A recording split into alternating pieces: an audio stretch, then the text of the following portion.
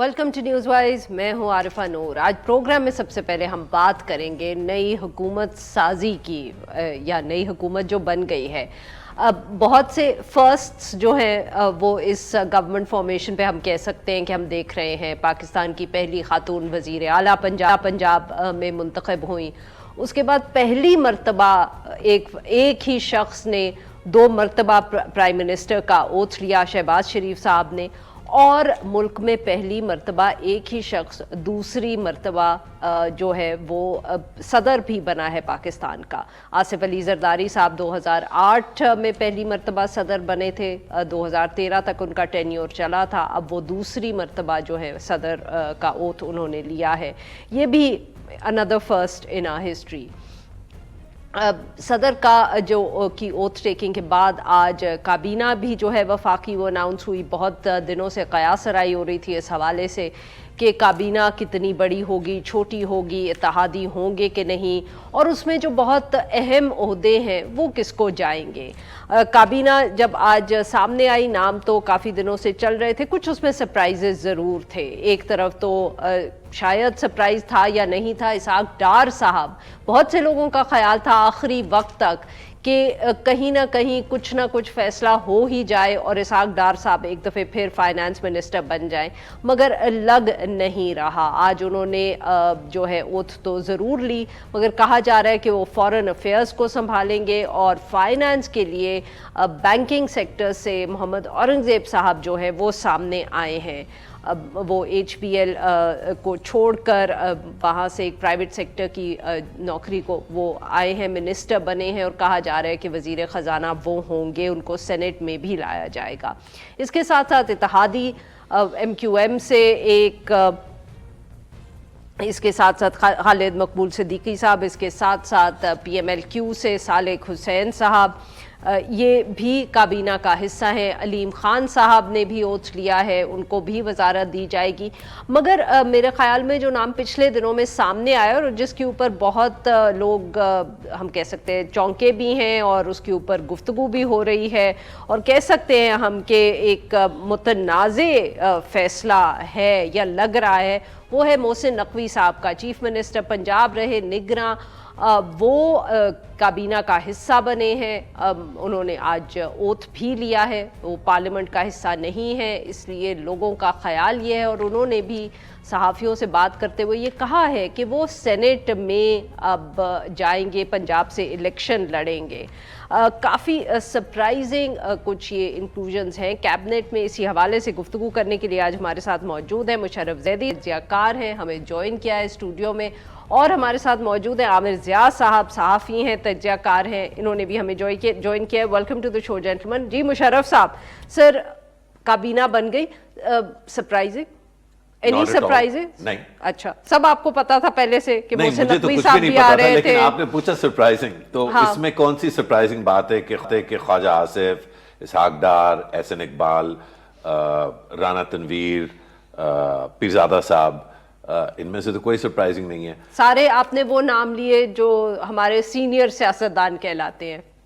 मैंने तो इनको सीनियर नहीं कहा। अच्छा? मतलब माशाल्लाह जितनी एनर्जी इनमें है, रोजाना टीवी पे आके बैठते हैं 2-2, 3-3 घंटे, सुबह जाके फिर कैबिनेट मीटिंग्स में बैठते हैं, इतनी मेहनत करते हैं, तो मतलब मेरा ख्याल है कि उनकी उम्रें जो हैं वो रेलेवेंट हैं, लेकिन इतनी नहीं कि सिर्फ हम उस पर फोकस करें। जो ज्यादा बड़ा सवाल मेरा ख्याल है कि उठना चाहिए, शायद ना उठे, वो ये कि शहजा फातिमा ख्वाजा भी PML नून में हैं, उनको मुअज़्ज़ज़ किया गया है। अताउल्लाह ताड़र जो हैं वो भी PML नून के कारकुन और बड़े जोशीले, और वो जो फ्रंट में नजर आते हैं वो एक चीज़ है, लेकिन बहुत ही डीप उन्होंने मेहनत और मुशक्क़त की है। बहुत करीबी तौर पे वज़ीर आज़म साहब के साथ 2009 से कम से कम वो काम कर रहे हैं। बहुत डीपली वो समझते हैं चीज़ों को। ये जो उनसर है मीडिया का, उसने उनकी रेप्यूटेशन को मैं समझता हूँ बहुत ख़राब किया है, लेकिन वो भी एक माकूल चॉइस हैं, एक पॉलिटिकल वर्कर हैं। तो सवाल ये बनता है कि कैसे मुल्क में जहाँ सब ये मानते हैं, तस्लीम करते हैं कि नौजवान जो है वो एक तो उनका ये मुल्क है, और दूसरा कि वो नाला है, नाराज हैं, गुस्से में हैं, गम में हैं। नौजवान पाकिस्तान में ये नहीं समझते कि इस इलेक्शन के बाद اس طرح سے جو ہے حکمت عملی ہوئی, جس طرح سے ووٹ ڈالے گئے. یہ ایک کامن پرسیپشن ہے. اس پہ لوگ غصے کرتے ہیں. ہمارے پی ایم ایل نون کے دوست بھی پی پی پی کے غصے والے کم ہیں, دھیمے اور میٹھے مزاج کے لوگ ہیں زیادہ, لیکن پی ایم ایل نون والے شاید تھوڑا سا اپسیٹ ہوتے ہیں کہ آپ کیوں مینڈیٹ کا, جب 2018 میں بھی کمپرومائز مینڈیٹ تھا تو 2024 میں آپ کیوں کہہ رہے ہیں. تو اگر آپ کو یاد ہو تو ہم تو 2018 میں بھی کہتے تھے کہ کمپرومائز مینڈیٹ ہے, لیکن یہ بھی کہتے تھے کہ یہ اب حکومت آ گئی تو اب اس کو آگے چلنا چاہیے. میرا جو مسئلہ اس وقت بھی تھا اور اب بھی ہے وہ یہ کہ اگر آگے چلنے والی بات ہے تو کیا 74 سالہ, 76 سالہ, 78 سالہ, 67 سالہ لوگ جو ہیں وہ چیزوں کو آگے دیکھیں گے؟ وہ دیکھیں گے کہ 2030 اور 2040 میں پاکستان کیسے ہوگا, یا وہ یہ دیکھیں گے کہ ان کے ساتھ کیا زیادتیاں ہوئی؟ ان سب کے ساتھ یہ بیچارے سب جو ہیں, لٹرلی پوری یہ لسٹ ہے جن کو جیل میں ڈالا گیا, جن کے ساتھ زیادتی ہوئی. اس طرح کے لوگوں کا کابینہ میں ہونا ایک ایسے وقت میں جب آپ شاید نوجوانوں کو باتوں سے تو کنونس نہیں کر پائیں گے, لیکن شاید ڈیلیوری سے کر پائیں. تو ڈیلیوری کے لیے, اسپیشلی دیر پار ڈیلیوری کے لیے, میرا خیال ہے کہ اس میں تھوڑی اور کریٹیوٹی, زیادہ نوجوان جو ہے انکلوڈ ہو سکتے ہیں. عامر صاحب, آپ نے مشرف صاحب کی بات سنی, ان کے خیال میں age could have been a factor, شاید ڈیلیوری بہتر ہوتی یا آپٹکس بہتر ہوتے اگر زیادہ ینگ لوگ ہوتے کابینہ میں. سر, is that what struck you also about the cabinet? چلیں بالکل ینگ نہ ہوتے لیکن ذرا سے مختلف ہوتے. اب وہ ہو رہا ہے کہ ہمارے یہاں ہم توقع یہ کر رہے ہیں کہ جی وہی سر اتنے تو مختلف ہیں, محسن نقوی صاحب کو لے آئے, وہ دو چار. دیکھیں یہ اصل جو کور ٹیم ہے نا, آپ توقع یہ کرتے ہو کہ پاکستان کو جس طرح کے مسائل کا سامنا ہے, اور تمہیں پتہ ہے کہ جو کچھ ہم جن مسائل کا ہمیں سامنا ہے وہ اس وجہ سے ہے کہ ہمارے ہاں وہی جو اولڈ گارڈز ہیں وہ بار بار آ جاتے ہیں. آپ دیکھیں کہ وہی منسٹر جو 1980 کی دہائی میں ہوا کرتے تھے وہ ماشاءاللہ 2024 میں بھی ہیں, جو 90 کی دہائی میں تھے وہ آج بھی ہیں. تو بات یہ ہوتی کہ آپ کے پاس کیا نئے لوگ آنا بند ہو گئے, کیونکہ یہ لوگ جو ہے پھر غلطیاں بھی نہیں کریں گے, ان کی غلطیاں بھی وہی پرانی ہوں گی. تو آپ نے ان لوگوں کو کئی بار آزمایا ہوا ہے, ملک نے دیکھا ہوا ہے. آج ہم جن حالات میں کھڑے ہیں ان میں تمام بزرگوں کا بہت بڑا ہاتھ ہے, اور اگر آپ کو پاکستان کو کسی نئی سمت پہ لے کے جانا ہے تو وہ آپ کو نظر نہیں آئے گی ان ایسے چہروں کے ہوتے ہوئے, کیونکہ یہ وہی جو ان کے ماضی کے تجربے رہے. میں مشرف صاحب کی بات سے بالکل ایگری کروں گا کہ یہ وہی چیزیں کر رہے ہوں گے جو انہوں نے ماضی میں کی. اچھا, پھر دوسری بات یہ کہ وہ ہوتا ہے نا کہ جی آپ یہ اس طرح کی ایک منصوبہ بندی کر رہے ہیں کہ جس میں آپ کو پاکستان کو جس طرح کے معاشی بحران کا سامنا ہے اس میں کوئی نیا ویژن آنا چاہیے, کوئی نیا خیال آنا چاہیے. تو کیا آپ ان سے توقع کرتے ہیں کوئی یہ نیا ویژن لے کر آئیں گے؟ میرے خیال میں یہ چیز جو آپٹکس کی بات لیں, آپ پریکٹیکل بات کریں.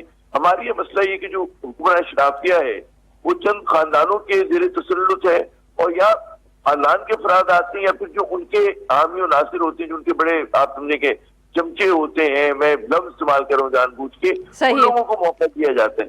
آپ بالکل جو ہوتا ہے نا کہ وہ سیاسی کارکن جو آپ سے خلاف کر سکے, جو نئی بات کر سکے مضبوطی کے ساتھ, اس کے لیے ہماری رولنگ لیگ میں جگہ نہیں ہے. اگر کوئی غلطی سے آ جاتا ہے تو اس کو اٹھا کر باہر پھینک دیتے, کچھ دن برداشت کرتے ہیں, پھر ہم کہتے ہیں اس کو آداب. بالکل ٹھیک سر, اگر میں یہی پوائنٹ آگے ذرا لے کے جا سکوں, obviously جو آپ بات کر رہے تھے عامر صاحب ایک مختلف طریقے سے کہ a lot of familiar faces again and again and again. Sir but ایک بہت بڑی تبدیلی ہے, اور اگر ہم اسپیسیفکلی بات کر سکیں, اسحاق ڈار صاحب فورن افیئرز میں اور محمد اورنگزیب صاحب ایچ بی ایل سے بینکر ہیں, پرائیویٹ سیکٹر سے آئے ہیں, پہلی مرتبہ سیاست میں ٹیکنوکریٹ ہیں. بہت بڑی یہ تبدیلی ہے پاکستان مسلم لیگ نواز کے لیے بھی اور شاید ملک کے لیے بھی, کیونکہ جیسے وزیر اعظم صاحب بار بار کہتے رہے, focus has to be the economy. Arifa, آپ بہت کیونکہ نوجوان ہیں اور آپ نے شاید وہ پرانا زمانہ نہیں دیکھا جو میں نے دیکھا ہوا ہے, تو آپ کو شاید آپ کو, لیکن آپ کا مطالعہ میرے سے بہتر ہے, آپ کو یقیناً پتہ ہوگا. آپ کو یاد ہے کہ ڈار صاحب جب جوان تھے اور پہلی دفعہ منسٹر بنے تھے, مجھے ڈار صاحب, مجھے شوکت تارین جو ایچ بی ایل کے سی ای او تھے ایک زمانے میں, جن کو ملک سے باہر سے نواز شریف ہی لے کے آئے تھے ٹو میک ہم C E O of H B L, جب ایچ بی ایل حکومت کا بینک, اسٹیٹ اونڈ بینک تھا, تو وہ 90s میں, جی وہ 90s میں ہوا تھا. تو میرا خیال ہے کہ ایچ بی ایل کے سی ای اوز کا سیاست میں سیاست تو نہیں کہنا چاہیے، فائنانس منسٹری میں آنا بالکل نئی چیز نہیں ہے. فورن منسٹری میں اسحاق ڈار کا آنا جو ہے وہ تو بہت ہی ایکسپیکٹڈ اور میں سمجھتا ہوں پریڈکٹیبل نوٹ ہے. اگر فائنانس منسٹری میں کچھ جو ہے طبقے یا کچھ پاور سینٹرز یہ سمجھتے تھے کہ یہ مناسب نہیں ہوگا، تو جو آبویس سیکنڈ چوائس تھی وہ فورن آفس ہی تھی. اس کی وجہ بڑی سادہ ہے، نواز شریف کی سب سے بڑی پالیسی آبسیشن یا جو فوکس رہا ہے وہ ہمیشہ اکانومی رہا ہے، اور اگر دوسرے نمبر پہ کوئی ایشو ہے تو وہ ہندوستان کے ساتھ بہتر تعلقات ہیں. کافی عرصے سے پاکستانی اشرافیہ نے ہتھیار ڈالنا تو بہت دیر کی بات ہے، یہاں پہ تو جو spirit of wanting to be a free country اور جو مقصد ہے پاکستان کی تخلیق کا اور اس کی حیات کا بطور ایک ریاست، اس پہ بھی میں سمجھتا ہوں پاکستانی اشرافیہ نہ صرف پی ایم ایل نون بلکہ P T I, P P P, G H Q, جتنے طبقے جو اشرافیہ کے ہیں انہوں نے ایک طرح سے میں سمجھتا ہوں یہ تسلیم کر لیا ہے کہ اب پاکستان ہندوستان کے ساتھ مقابلہ نہیں کر سکتا، اور کشمیر پہ ہمیں اب آرگیو نہیں کرنا چاہیے. آپ یہ کہہ رہے ہیں کہ ڈار صاحب کا فورن آفس میں ہونا اس لیے بہت اہم ہے کیونکہ اب نواز شریف صاحب کا جو ایک یہ ہمیشہ سے ایک خواب رہا ہے، ہم کہہ سکتے ہیں کہ ہم نے بھارت کے ساتھ تعلقات بہتر کرنے، ڈار صاحب will take that policy forward. یہ اس کے علاوہ جو جواز اگر کوئی ہے تو وہ ایٹ لیسٹ مجھے سمجھ نہیں آتا. if anything اگر اس کے علاوہ ڈار صاحب نے کام کیا تو وہ پھر اورنگزیب صاحب کے لیے مشکل کی سبب ہوگی. مثلاً فائنانس منسٹر کا کام صرف معیشت یعنی کہ گھریلو معیشت دیکھنا نہیں ہے، بلکہ شاید اس سے بڑا کام یہ کہ جو بین الاقوامی ادارے ہیں اور جو بین الاقوامی پاکستان کی دوست ممالک ہیں ان کے ساتھ بہتر ٹرمز پہ پاکستان کے لیے قرضے جو ہے وہ فراہم کریں اور وہ ان کو سیکیور کریں. مڈل ایسٹ ہو، چین ہو، امریکہ ہو، جاپان ہو، یہ سارے کام بھی فائنانس منسٹر کرتا ہے. اگر ڈار صاحب ہندوستان کے علاوہ کسی بڑے اس پہ کام کیا انہوں نے تو ان کا نیچرل فوکس یہ والی ریلیشن شپس ہوں گی. وہاں پہ میں سمجھتا ہوں کہ ہم آہنگی سے کام کرنا شاید اورنگزیب صاحب تو کر لیں، لیکن ڈار صاحب اتنے یوز ٹو ہیں الحمدللہ اتنی زیادہ پاور کے، جب وہ فائنانس میں بھی ہوتے تھے تو ساری باقی منسٹریز سیکنڈری منسٹریز ہوتی تھیں اور ڈار صاحب جو ہے وہ ایک اسپیشل اسٹیٹس رکھتے تھے. تو اب بھی میرا خیال ہے کہ اگر فورن آفس کا ہندوستان کے ساتھ تعلقات بہتر کرنے کے علاوہ کوئی فوکس رہا تو وہ ایک طرح سے ایک ڈریگ بنے گا اور ایک نیگیٹو انفلوئنس ہوگا اورنگزیب صاحب کی فریڈم کے لیے کہ وہ فریڈم کے ساتھ اتھارٹی کے ساتھ فائنانس منسٹری کو چلا سکے. بالکل صحیح.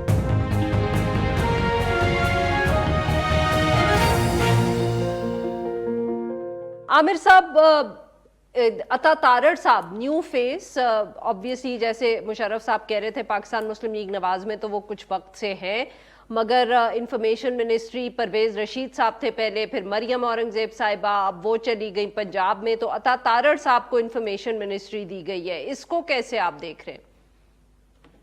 دیکھیں زیادہ اہم جو بات ہے نا وہ ہے ذرا ڈار صاحب سے بات کرتے ہیں. دیکھیں سوال ہی پہلے تو میں آتا ہوں عطا تارڑ کی طرف بھی. بات یہ ہے کہ ڈار صاحب کی مہارت کس چیز کی ہے، ڈار صاحب کی قابلیت کس چیز کی ہے، ڈار صاحب کی تعلیم کس چیز کی ہے. ہمیں پتہ چلتا ہے وہ بین الاقوامی تعلقات عامہ سے ان کا مضمون نہیں ہے، نہ ان کی ایکسپرٹیز ہے. اس کے لیے جو فنس کی ضرورت ہوتی ہے اس کے لیے فورن سروس کا کوئی بیک گراؤنڈ چاہیے، چلے وہ نہیں ہے تو آپ نے کم از کم اس کے بطور طالب علم آپ اس کا مطالعہ کیا ہو، آپ اس کے ایک وہ ہوں. تو میرے خیال میں یہ ایک وہ چوائس ہے کہ جس میں آپ جو میں شروع میں کہہ رہا تھا نا کہ اپنے خاندان والوں کو اکوموڈیٹ کرنا، اپنی جان پہچان کے لوگوں کو جو آپ سمجھتے ہیں کہ آپ کے وفادار ہیں ذاتی طور پہ، ان کو کھپانا جو ہے یہ مقصد ہے اس پوسٹنگ کا. اور اس کے یہاں پہ رہ کر بطور وزیر خارجہ وہ کیا کارنامے انجام دیں گے، کیا ان کی ایکسپرٹیز ہے، ایک سوالیہ نشان ہے. اچھا بھارت سے تعلقات کی بات جو ہے کہ جی بہتر ہونے چاہیے، سوال یہ کہ بھارت میں کوئی تیار ہے پاکستان سے تعلقات بہتر بنانے کے لیے؟ آپ جو ہے کیا کیا کنسیڈ کریں گے؟ ہو سکتا ہے کہ بالکل مشرف سے ہی کہہ رہے ہیں کہ جی ہماری حکمراں اشرافیہ نے ہتھیار ڈال دیے، ذہنی طور پہ شکست خوردہ ہو گئی، اور اس نے کہا کہ جی ہم کشمیر پہ مبینہ طور پہ بات نہیں کر سکتے اور اب ہم مقابلہ بھی نہیں کر سکتے بھارت کا.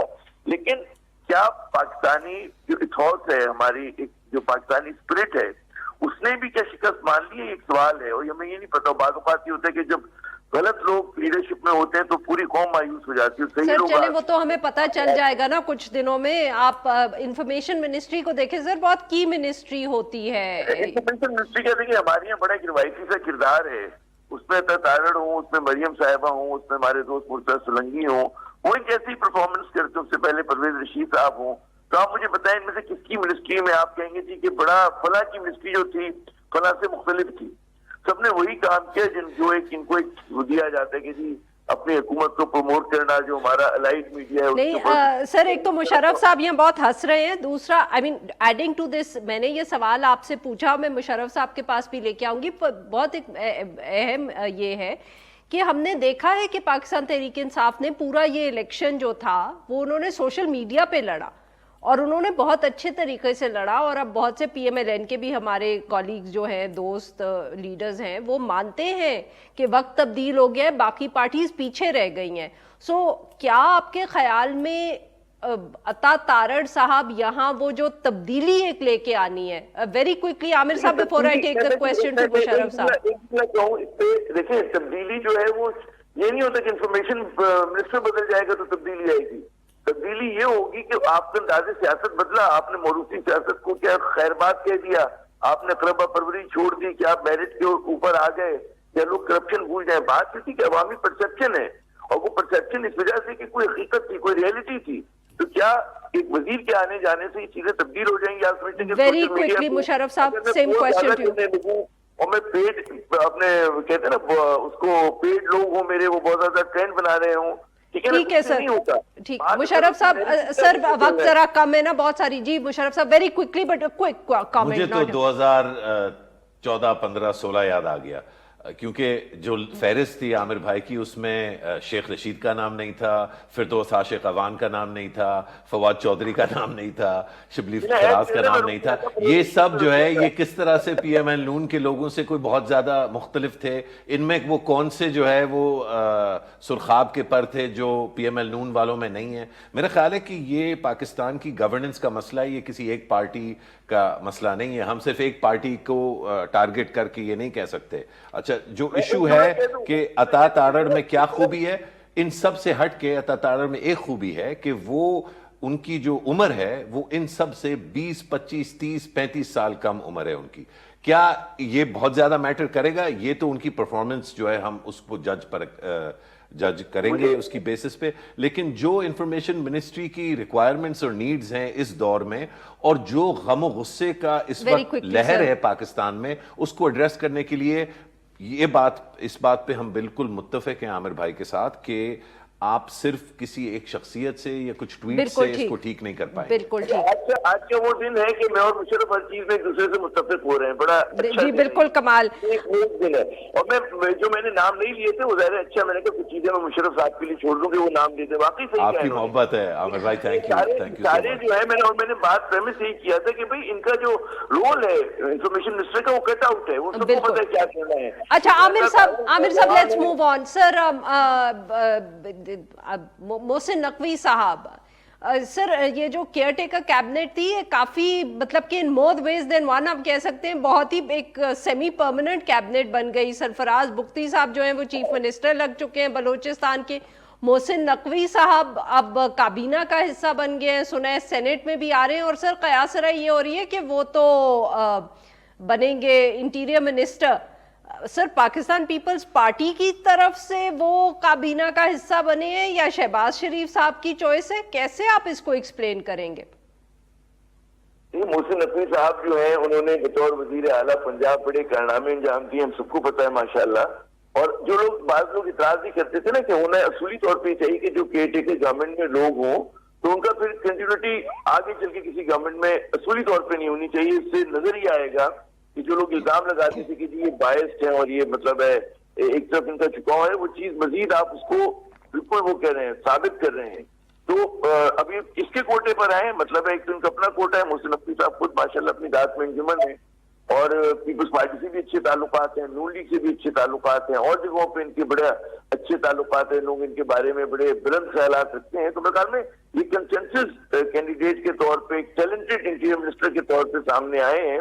अभी देखिए कि जिस तरह के कारनामे इन्होंने पंजाब में माशाल्लाह अंजाम दिए हैं تو کیا بطور انٹیریئر منسٹر بھی اسی طرح اسی مومنٹم کو جاری رکھتے ہیں نہیں رکھتے؟ مشرف صاحب آپ کے خیال میں کنسنسس کینڈیڈیٹ ہے محسن نقوی صاحب؟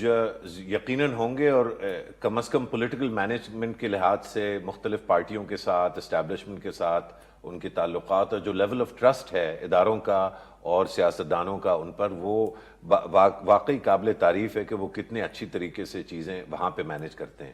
جہاں پہ مجھے تھوڑی سی تفشیش یا میں سمجھتا ہوں کہ تھوڑی سی میرا خیال ہے کھٹکا ہونا چاہیے، کیونکہ میں بڑا ایڈمائر کرتا ہوں ان کا میڈیا میں بھی رول جو ہے، وہ انہوں نے ایک پورا چینل جو ہے بہت انوویٹیولی انہوں نے ایک لوکل چینل اس سے ایک نیشنل چینل بنایا، دیگر سیاسی جماعتوں کے ساتھ جیسے میں نے کہا تعلقات اچھے ہیں، لیکن پاکستانی ماں اور بہنوں کی بددعائیں جو ہے وہ جھولی میں سمیٹنا جو ہے وہ میرا خیال ہے کسی کے لیے بھی وہ ایک بڑی گہری جو ہے کھٹکے کی جو ہے گھڑی ہے۔ یہ جو بہت دبا کے الفاظ میں عامر بھائی جن کارناموں کا ذکر کر رہے ہیں، میں سمجھتا ہوں کہ وہ کوئی کارنامے نہیں ہیں۔ Sir but that could be a continuity, اگر وہ انٹیریئر منسٹر بن جائیں، ڈو یو میں فیئر یہ دیٹ اسپیکولیٹ نہیں کرنا چاہتا، میری تو ابھی تک، اور اس پہ بہت سے لوگ انکلوڈنگ کچھ دوست شاید آپ بھی جو ہے اس پہ تھوڑی سی اریٹیٹ ہوتے ہیں کہ میں بار بار ان ہوپس کا یا ان امیدوں کا کیوں اظہار کرتا ہوں جو امیدیں آلریڈی مطلب جو ہے تتر بتر بکھر گئی ہیں، جو توڑی جا چکی ہیں۔ لیکن میرا خیال ہے کہ ہر لمحہ جو ہے وہ ایک تبدیلی کا لمحہ ہو سکتا ہے۔ بات ہوئی تھی ریکنسیلیشن کی کہ جب chief minister Punjab chief minister بننے سے پہلے انہوں نے فرمایا تھا کہ ہم کسی بدلے کے لحاظ سے واپس نہیں آ رہے، اور سب کی چیف منسٹر اور سب کی بنیں گی۔ ابھی تک جو ویکینڈ پہ ہوا پی ٹی آئی کی جو پروٹیسٹ ہوئی، ادھر 30 سیکنڈز لیفٹ، اگر آپ مجھے اجازت دیں 30 سیکنڈز ہوں یا 3 سیکنڈ ہوں، میں سمجھتا ہوں پاکستان کے جو کوئکلی میں یہ بات کہہ لوں، پاکستان کے جو اقتدار میں لوگ ہیں سب پاکستانی ان کے ہیں۔ عامر صاحب ویری کوئکلی سر 30 سیکنڈز، کس چیز پہ آپ نے اینی کنکلوڈنگ ریمارکس اگر آپ نے دینے ہیں؟ Sir I have to close the segment. Concluding remarks نہیں کہ بہت ہی چیلنجنگ اس وقت ایک وہ ہے ٹاسک ہے شہباز شریف صاحب ان کی کابینہ کے لیے، اور اس کی جو ان کی سکسیس کی بات یہ ہوگی کہ یہ اپنی حکومت کا سائز کیا رکھتے ہیں، جو اس طرح کی قربانیاں جو یہ عوام سے مانگ رہے ہیں، کیا یہ ہمارے حکمراں اشرافیہ خود اس قسم کی قربانیاں دینے کے لیے تیار ہوں؟ بالکل ٹھیک، بہت بہت شکریہ میرے دو مہمانوں کا، انہوں نے وقت نکالا۔ ناظرین یہاں پہ لیں گے ایک چھوٹا سا بریک، اور جب ہم بریک سے واپس آئیں گے تو ہم بات کریں گے جو سپریم کورٹ میں آج صحافیوں کے حوالے سے پروسیڈنگز ہوئی۔ اسٹے ود اس۔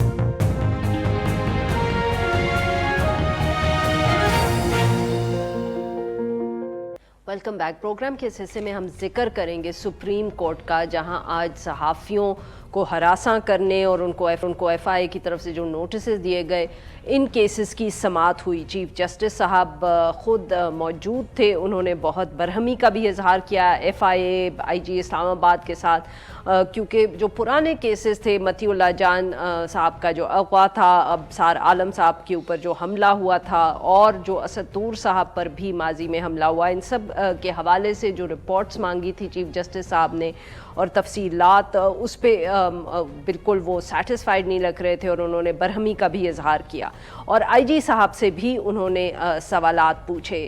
ان کو پھر جو وہاں وکلا موجود تھے، بیرسٹر صلاح الدین صاحب، انہوں نے یہ بھی بتایا کہ اسد طور صاحب اس وقت جیل میں ہیں، جس پہ چیف جسٹس صاحب جو ہیں انہوں نے سرپرائز کا اظہار کیا، انہوں نے بلکہ یہ پوچھا کہ وہ کیسے ہیں جیل میں۔ تقریباً 2 ہفتے ہو چکے ہیں کہ اسد طور صاحب جو ہیں وہ اس وقت انڈر اریسٹ ہے۔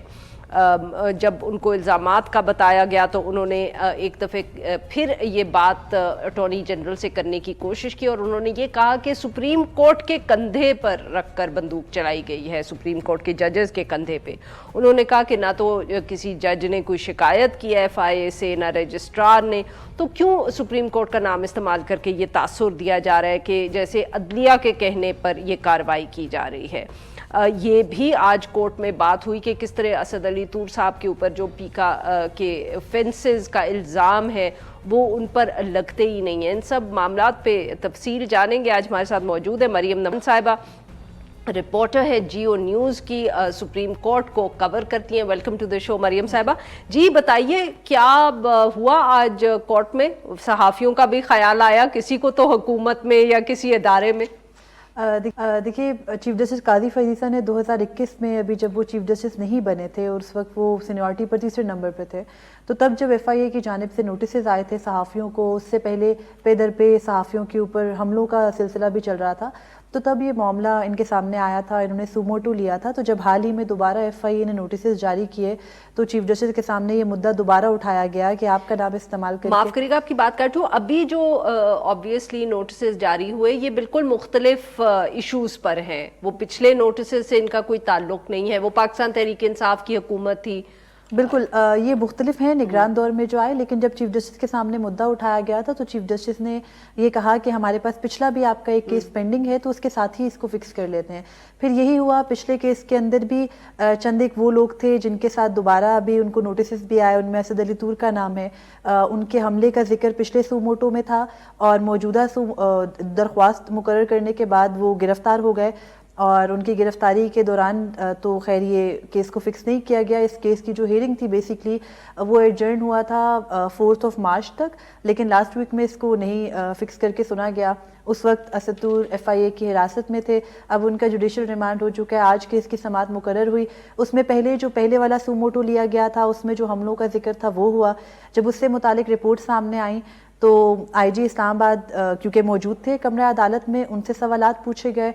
वो जब सवालात के तसल्ली बख्श जवाबात नहीं दे सके, ये भी नहीं बता सके कि आज तक मुकम्मल चालान उन तमाम हमलों के पेश नहीं हुए, मुल्ज़िमान पकड़े नहीं गए, जो पकड़े गए उनको ज़मानत मिल गई, तो उस बात पर फिर चीफ जस्टिस बरहम हुए और उन्होंने एक मौके पर आईजी इस्लामाबाद को ये भी कहा कि आपको तो अपने ओहदे से इस्तीफ़ा दे देना चाहिए क्योंकि आप टैक्स पेयर्स के पैसे से यहाँ बैठे हैं और आपसे एक बेसिक काम नहीं हो रहा। खैर उन्होंने काफ़ी बरहमी का इजहार उन पर किया। फिर जो एडिशनल डीजी एफआईए के मौजूद थे साइबर क्राइम विंग के अदालत में, उन्होंने जब एफआईए की जानिब से रिपोर्ट सहाफ़ियों को हिरासत करने से मुतालिक पेश की तो फिर वही सवाल हुआ, वो रिपोर्ट भी गैर तसल्ली बख्श करार दी चीफ जस्टिस ने और उन्होंने यही कहा कि आप लोगों से एक बेसिक जो रिपोर्ट है वो भी आज तक कंप्लीट नहीं हुई, इतने साल गुजर गए इस मामले को और अब नया मामला भी खुल चुका है।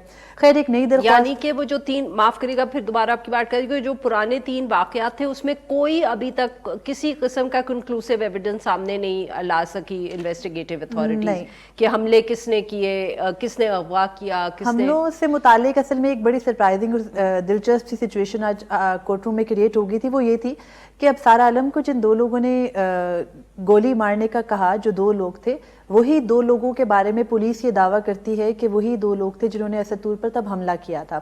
इस बात के ऊपर चीफ जस्टिस ने ये कहा कि आप उन 2 के ऊपर बाकी सारे हमले भी डाल देते और भी कोई केस था तो डाल देते, शायद वो ये दोनों भी एक्सेप्ट कर लेते कि लियाकत अली खान का कत्ल भी उन्होंने किया था। चीफ जस्टिस ने ये कहा, तो उन्होंने कहा ये एक पुरानी प्रैक्टिस चलती आ रही है, 2 लोग आपके कब्जे में आ जाए तो आप उन पे सारे इल्जाम डालते हैं। तो अब असद तूर साहब का जो इस वक्त की हिरासत है वो कैसे, how did that come up? वो ऐसे आई कि क्योंकि अभी एक नई दरख्वास्त दायर हुई है जो कि कॉन्स्टिट्यूशन पिटीशन है और वो सुप्रीम कोर्ट की जो प्रेस एसोसिएशन है उसकी तरफ से है। उनके वकील बैरिस्टर सलाहुद्दीन अदालत में मौजूद थे। उन्होंने ये बताया कि आपने नोटिस इलेक्शन से पहले तक तो यकीन दहानी अटॉर्नी जनरल की लेके रुकवा दिए थे, लेकिन इलेक्शन के बाद अब ये हुआ है कि एक जर्नलिस्ट उन्होंने पकड़ लिया एफआईए ने और वो अभी तक उनकी हिरासत में है। उससे मुतालिक चीफ जस्टिस ने सवाल किया कि वो कौन है, बताया गया वो असद अली तूर है। तो चीफ जस्टिस ने कहा कि वो जेल में क्यों हैं, तो फिर उनको ये बताया गया कि इदारों जो आला इदारों में बैठे लोग हैं, हमारे चीफ जस्टिस साहब को नहीं मालूम था कि इस्लामाबाद से एक जो सहाफ़ी हैं वो 2 हफ्ते पहले अरेस्ट हुए और एक ऐसे सहाफ़ी जो सुप्रीम कोर्ट कवर करते हैं। एग्जैक्टली वो उन्होंने कुछ ताजुब का इजहार ऐसे ही किया जैसे उनको कोई नई इन्फॉर्मेशन दी जा रही है और फिर उन्होंने कहा कि क्यों अरेस्ट है, बताया गया कि इस वजह से अरेस्ट है। तो उस पर फिर चीफ जस्टिस ने ये कहा कि अटॉर्नी जनरल रोस्टरम पर मौजूद थे और एफआईए के एडिशनल डीजी भी मौजूद थे। उन दोनों को मुखातिब करके ये कहा कि आप लोग हमारे कंधे पर बंदूक रख के क्यों इस्तेमाल कर रहे हैं, बेहतर होता कि आप हमसे इजाज़त ले लेते। अब एफआईआर के मंदरजात थे बेसिकली, जब उनको देखा गया तो उस पर चीफ जस्टिस तो बरहम हो गए। एक्चुअली 9 और 10 में तो ये है कि कोई अपने मीडिया या सोशल मीडिया का इस्तेमाल करके किसी को दहशतगर्दी पर उकसा रहा हो। 24 है साइबर स्टॉकिंग पे। अब उस पर चीफ जस्टिस ने कहा कि ये सारे सेक्शंस अट्रैक्ट नहीं होते और अगर भी होते भी हैं तो आपने कोई मवाद साथ नहीं लगाया, आप ایک مبہم سی FIR ہے جس میں آپ کوئی ٹویٹ مینشن نہیں کر رہے, کوئی ویلاگ مینشن نہیں کر رہے, کوئی کنٹینٹ نہیں بتا رہے. پھر انہوں نے کہا کہ کیا میں نے یا میرے ساتھی ججز نے یا پھر رجسٹرار نے آپ سے کوئی کمپلین کی تھی, اور اگر حکومت یہ سمجھتی تھی کہ ججز کا مریم صاحب آپ کی بات یہاں کاٹ رہی ہوں, یہ تو ہمیں بتایا گیا تھا کہ بہت تشویش ہے کہیں نہ کہیں, چاہے وہ نگراں حکومت کا ذکر تھا کچھ کہ تشویش ہے چیف جسٹس صاحب پہ, سپریم کورٹ پہ سوال اٹھائے جا رہے ہیں, سوشل میڈیا کیمپین ہے اور اس کی وجہ سے یہ انویسٹیگیشن کال ہوئی. تو وہ کس نے کی تھی اگر چیف جسٹس صاحب کہہ رہے ہیں کہ ہم نے تو کہا ہی نہیں؟ اب یہی سوال چیف جسٹس نے آج مڑ کے حکومت سے پوچھ لیا, اور پھر انہوں نے ایک موقع پر, اب ایک طرح سے سپریم کورٹ تو اس بات کا ریبٹل دے گئی نا کہ ہم نے نہیں کیا. اب یہاں پر کویشچن پھر وہی ہے کہ کس نے کیا. اب چیف جسٹس نے ایک موقع پر یہ بھی کہہ دیا کہ FIA کے جس کمپلیننٹ نے, جو کہ FIA کا اپنا ہی کوئی افسر ہے جو کمپلیننٹ ہے صحافیوں کو جاری ہونے والے نوٹسز اور FIRs کے اندر, اس کمپلیننٹ سے ہم کیوں نہیں پوچھ لیں یا اس کے خلاف توہین عدالت کا کیوں نہ مقدمہ کر دیں, کیونکہ اس کی وجہ سے ججز مزید بدنام ہوئے کہ وہ اپنے اوپر کرٹیسزم بھی نہیں سہ سکتے. پھر چیف جسٹس نے یہ بھی کہا کہ آپ کو پتہ ہونا چاہیے کہ ہم میں بہت زیادہ ٹالرنس ہے اور ہم تنقید کے اوپر کارروائیاں نہیں کیا کرتے. جو بیسکلی صحافیوں کی پیٹیشن ہے ابھی دائر ہوئی, اس کے اندر بیرسٹر صلاح الدین کا موقف یہ تھا کہ اگر ججز سمجھتے ہیں کہ ان کی کہیں پر ان کے خلاف غلط تنقید ان کے اوپر ہو رہی ہے تو آپ کے پاس توہین عدالت کا اختیار موجود ہے, ماضی میں بھی استعمال کرتے رہے, اب بھی استعمال کر لیجئے. FIA وہ ادارہ نہیں ہے جو پیکا کے قانون کو استعمال کر کے صحافیوں کو کال اپ نوٹسز بھیجے, جب وہ کال اپ نوٹسز پر پیش بھی ہوں تو پیش ہونے کے باوجود وہ ان کو گرفتار کر کے ایک ایسی FIR لانچ کر دے جس کا نوٹس سے کوئی تعلق ہی نہیں ہو.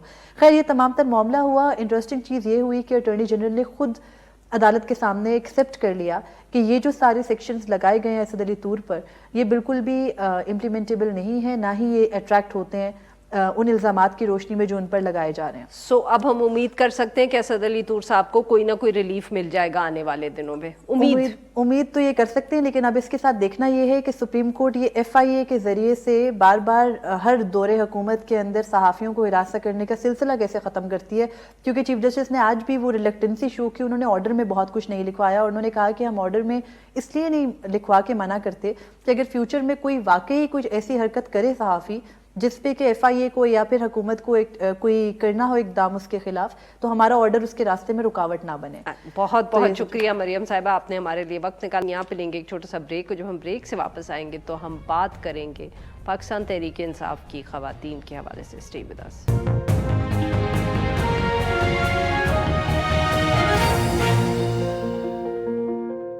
Welcome back. پروگرام کے اس حصے میں ہم ذکر کریں گے پاکستان تحریک انصاف کی خواتین لیڈرز اور ورکرز جو اب بھی 9 مئی کے بعد زیر حراست ہیں. ان میں آبویسلی یاسمین راشد صاحبہ, عالیہ حمزہ صاحبہ, صنم جاوید صاحبہ شامل ہیں. آج ہی جو اینٹی ٹیررسٹ کورٹ تھی اس نے جو صنم جاوید صاحبہ ہے ان کی جوڈیشل ریمانڈ میں 25 مارچ تک کی توسیع کی ہے. اسی طرح یاسمین راشد صاحبہ اور عالیہ حمزہ صاحبہ جو ہیں ان کو کچھ کیسز میں ضمانت مل چکی ہے, مگر ایک جو جلاؤ کا کیس ہے اس میں وہ ابھی تک زیر حراست ہیں. مگر ان کے علاوہ اور بھی کچھ خواتین ہیں جن کا کم شاید نام لیا گیا ہے, جن میں سے عائشہ بھٹا ایک ہیں. عائشہ بھٹا صاحبہ جو ہیں وہ سوشل ایکٹیوسٹ تھیں اور پاکستان تحریک انصاف کی کارکن تھیں. ان کو 9 مئی کو ہی گرفتار کیا گیا تھا رات کے وقت اس سارے معاملے میں. ان کو ضمانت بھی ملی ایٹ ون سٹیج, مگر پھر کور کمانڈر ہاؤس پہ جو حملے کا کیس ہے اس کے اندر ان کو دوبارہ گرفتار کیا گیا ہے. ان سارے معاملات پہ اب بات کرنے کے لیے آج ہمارے ساتھ ہیں ان کی جو وکیل ہیں فائزہ مراد صاحبہ. ویلکم ٹو دا شو فائزہ صاحبہ. جی بتائیے عائشہ بھٹا صاحبہ کا کیا سٹیٹس ہے؟ ان کو بیل ایک مرتبہ ملی بھی but she was arrested again. جی انفارچونیٹلی ہوا یہ تھا کہ she was on bell.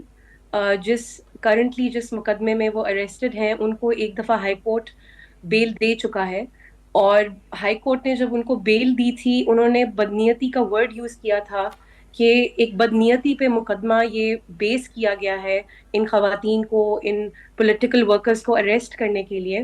Unfortunately ان کو جب ری اریسٹ کیا گیا تو نئی دفعات ایڈ کی گئیں, اور ان نئی دفعات ایڈ کرنے کے بعد انفارچونیٹلی ان کو دوبارہ بیل. فائزہ صاحبہ معاف کریے گا آپ کی بات یہاں کاٹ رہی ہوں, یہ بتائیے گا پہلی بیل ان کو کب ملی اور اس کے کتنے دن یا کتنے عرصے کے بعد ان کو دوبارہ اریسٹ کیا گیا؟ जी, उनको मई ही में बेल मिल गई थी हाई कोर्ट से। अगस्त में उनको रीअरेस्ट किया गया था एक और मुकदमे में। वो मुकदमा था राहत बेकरी के आगे एक पुलिस की गाड़ी जलाई गई थी, उस मुकदमे में उनको रीअरेस्ट करके। अ, और मजे की बात यह है कि उस मुकदमे में वो अब बेल पे हैं, लेकिन जब उन्होंने उनको अरेस्ट किया उस मुकदमे में, तो उन्होंने ये जो करंट मुकदमा है उसमें नई दफात ऐड की, और अनफॉर्चुनेटली उन नई दफात के ऐड करने के बाद वो अभी तक जेल में है। जी, तो अब बताइए कि आपने दोबारा बेल के लिए अप्लाई किया, कोशिश की, और is it one of those cases जहां जजेस खुद ही कह देते हैं कि क्या जरूरत है, आप क्यों बेल के लिए अप्लाई कर रहे हैं? देखिए, मैं ये कहना चाहूंगी कि आयशा भुट्टा ना तो कोई एमएनए थी, कोई एमपीए थी, वो एक पॉलिटिकल वर्कर थी। और इस मुल्क में एक बहुत शर्मनाक एक रीत चल पड़ी है कि हम खवातीन जो कि एक सियासी वर्कर्स हैं उनको कैद करें, उनको कैद करके ये जुल्म ढाएं उन पे, और ये जुल्म की इंतहा है। और अनफॉर्चुनेटली हमें बेल की जो है वो डेट्स मिलती हैं, इसको प्रोलॉन्ग किया जा रहा है ताकि वो इन खवातीन को अंदर रख सकें। और ये खवातीन देखिए एक मतलब ऐसे घरानों से ताल्लुक रखती हैं जिन्होंने कभी जिंदगी में थाना भी नहीं देखा। और ये बहुत अनफॉर्चुनेट बात है कि ये जुल्म की इंतहा यहाँ तक पहुंच गई है कि उनका जो बुनियादी हक है बेल का, उनको वो भी फराहम नहीं किया जा रहा। तो अब फायजा साहब ये बताइएगा कि जब आप कहती हैं कि उनको बेल नहीं दी जा रही, तो क्या हियरिंग होती ही नहीं है? आप आर्ग्यू कर पाते हैं? व्हाट एग्जैक्टली हैपेंस के अगस्त से अब तक आप जब कह रही हैं उनको बेल मिली नहीं, तो क्या कोर्ट्स में हियरिंग होती है? क्योंकि बहुत से ऐसे केसेस भी माजी में हमने देखे जहां हियरिंग होती ही नहीं है, because bell is seen to be a right that comes automatically for a lot of women accused. देखिए, अनफॉर्चुनेटली आपकी बात बिल्कुल दुरुस्त है। आर्ग्यूमेंट्स इन्होंने इनिशियल स्टेज पे आर्ग्यूमेंट्स हुए, प्रोसिक्यूशन ने चालान पेश करना था, अनफॉर्चुनेटली वो चालान बहुत लेट पेश किया गया। फिर डेट पे डेट वो इसलिए देते हैं बिकॉज उनके पास कोई लीगल ग्राउंड नहीं है इस बेल को डिले करने का। तो होता ये है अनफॉर्चुनेटली कि इनको लाया जाता है, इनकी बस हाजिरी होती है और इनको वापस ले जाते हैं जेल में। और जो वकला हैं वो बेचारगी की हालत में उनको हर डेट पे आना पड़ता है। और अनफॉर्चुनेटली जब हम लोगों ने आर्ग्यूमेंट्स किए, कोई ऐसी चीज नहीं थी प्रोसिक्यूशन के पास जो कि वो साबित कर सकें जो इल्जामात इन खवातीन के ऊपर लगे हैं, खसूसन आयशा भुट्टा पे और सनम जावेद, आलिया, सब पे, डॉक्टर यास्मीन, कोई ऐसी चीज अभी तक इन खवातीन, इन पॉलिटिकल वर्कर्स के अगेंस्ट प्रोसिक्यूशन नहीं पेश कर पाई। और अब ये रीसेंट डेवलपमेंट ये हुई थी कि जो जज साहब इनके केसेस देख रहे थे उनको ट्रांसफर कर दिया गया है, और we have a hearing tomorrow. इसी केस में आयशा भुट्टा की भी हियरिंग है, और we will see if the new जज will kindly here us, and we will have to argue back again, because देखिए नए जज आए हैं, एक नए सिलसिले से ये डिलेइंग टैक्टिक हैं जो कि अनफॉर्चुनेटली सिस्टम यूज कर रहा है इनको अंदर रखने के लिए। बहुत बहुत शुक्रिया फायजा साहब, आपके वक्त निकाला। नाज़रीन, आज के लिए बस इतना ही। We'll be back tomorrow at the same time.